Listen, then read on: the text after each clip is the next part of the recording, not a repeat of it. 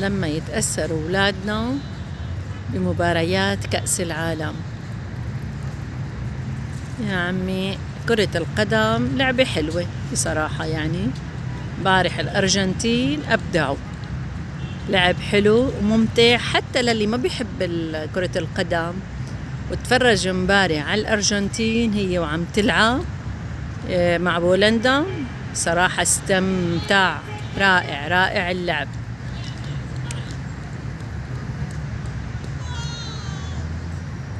وهي أهم يمكن كرة القدم أكتر لعبة بيحبوها أولادنا، بيمارسوها بالحدائق.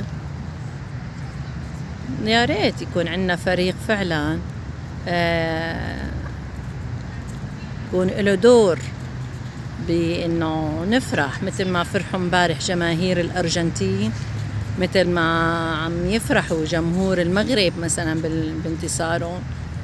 إن شاء الله اليوم مباراة ألمانيا. أنا مع اللعب الحلو بصراحة، يعني بحب ألمانيا، بحب الأرجنتين، البرازيل، إسبانيا، كلها فرق يعني لعبة بجنة. أنا مع اللعب الحلوة، بس بنتمنى أنه يكون بالمستقبل عنا لعب حلو وعنا فريق حلو بعيدا عن المحسوبيات والواسطات، مشان يرفعوا راسنا ويرفعوا علم البلد.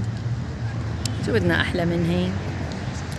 طبعا هي بعد ما نخلص أزمة غاز وبنزين ومازوت وخدمات، ما في كله ماكو ما عنا شي. الحمد لله، الحمد والشكر لله، ما عنا شي. الله يديم علينا الصحة بس، لأنه الصحة هي أهم شي يعني.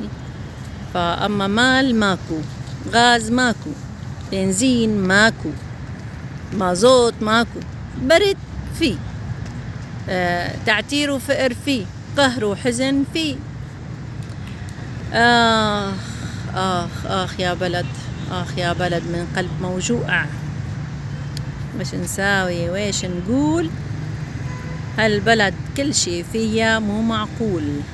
الله الله الله الله الله الله الله الله. إن شاء الله يا رب هيك بنتمنى السعادة لكل حدا بيحب إنه يفرح، بنتمنى الفرح لكل البلد، لكل الناس. كونوا بألف خير، وادعونا اليوم لألمانيا إنه تنتصر بالمباراة. الألمانيين حطوا لايك.